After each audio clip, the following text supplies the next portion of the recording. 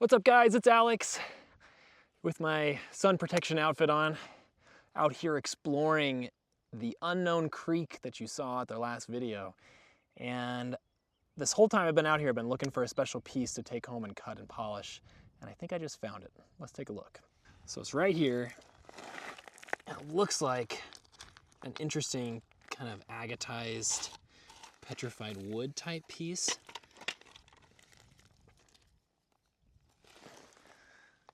Yeah, look at that thing. That should look really cool with a cut across the face. So I think it's going to be time to take this piece home to the lapidary shop and get it all cut and polished up. Let's magically head back to Billings. Okay, welcome back to the rock shop. We are back here in Billings with this very interesting and beautiful petrified wood specimen. And now we've got to decide how to cut this thing so we can display the most unique face for polishing. Let's take a look at it. Okay, we're gonna go ahead and get this thing wet. And then we're going to discuss options. So here's the bottom, or what I'm thinking of as the bottom. And you can see we've got the wood grain on the bottom there. But you've also got wood grain running this direction. So it almost feels like no matter how you cut it, you could get a really cool face to polish. So one option would be to sort of cut across the face this direction, exposing everything inside. That's kind of what I'm leaning towards, honestly. The one way that we don't want to cut it as much, I don't know if you can really go wrong. It's more just how much material we want to expose. I'm gonna go ahead and get this thing situated in the slab saw. Got to get it set up in the vise so we can cut it. All right, you can see what we've got set up here. We've got the blade set to come right across, hopefully kind of dividing it right in half so that we're able to get a couple specimens out of this piece. Fingers crossed, because this is a little bit of a complicated cut. I'm using a piece of wood to really have that thing wedged in there. But it seems pretty stable. It's not rocking, it's pretty solid. So I think we should be good. All right, let's get this thing cutting.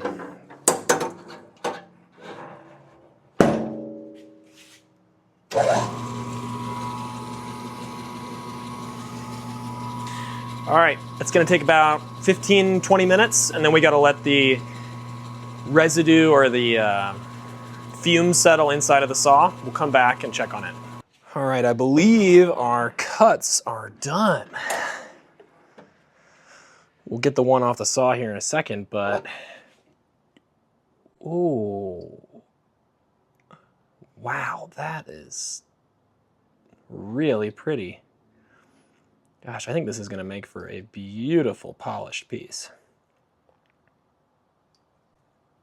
I think we hit it just right. All right, let's get this other one off the saw here. Back it off. Take a look. Ooh. Oh gosh. You guys are watching me do this on the fly. There we go. Let's take a look at that one. Gorgeous. All right, so we've got two fairly equally sized pieces here to polish.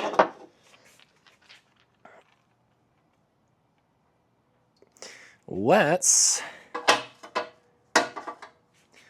take them over to the cabbing machine and get started. So we're going to be cabbing on the Kingsley North Cabber 6 using Nova wheels. Starting off on our metal bonded diamond wheels, 80 grit followed by 220 grit. The goal here is to try to get the shape that we want to grind out all the imperfections so that we can move on to the polishing stage. I'm going to move on to this first black resin bound diamond wheel. This is a 280 Diamond Pacific Nova wheel. And we're going to be working from here all the way up to 600, then 1200, and lastly 3000 grit, with the whole goal going from each step to the next of essentially removing the work that we did on the wheel before. And you can see as we go, we're getting more of a polish.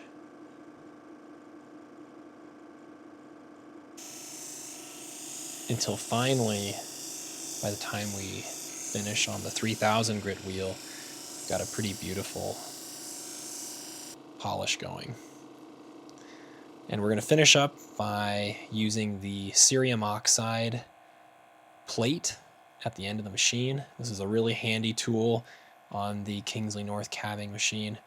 And cerium oxide puts a really high grade optical quality polish on these pieces. All right, we have finished these two beautiful pieces of petrified wood, and I'm really happy with how they turned out.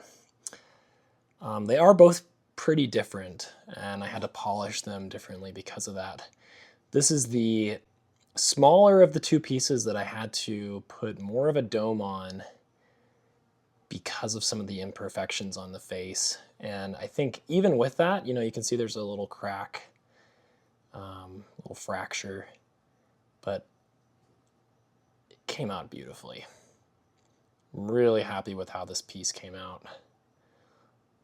I just love the depth and complexity in this petrified wood.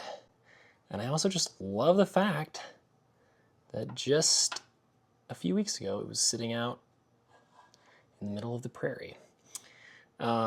This is the bigger of the two, which I was able to put a flatter face on. Still a little domed, just not quite as much in terms of the imperfections that this one had.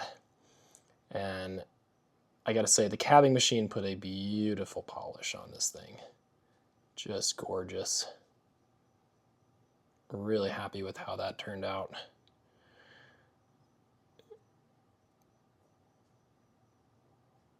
What a little feast for the eyes, huh? All right, well, thanks so much for coming along for this little lapidary project. I'm really pleased with how these pieces came out, and I'm even more excited to say that both of these will be available to purchase on my Etsy shop. If you're interested in checking that out, the link to my shop as well as these pieces will be down in the description of the video. It's a great way to support the channel, and I will be sending both pieces home with a custom cottonwood little display stand that I've been working on piecing together, so a little extra bonus there. Thanks so much for watching. I hope you enjoyed the video. I certainly enjoyed bringing you along for the process. I'm also going to have links to all the machines that I've been using down in the description of this video if you're interested in getting into the lapidary hobby.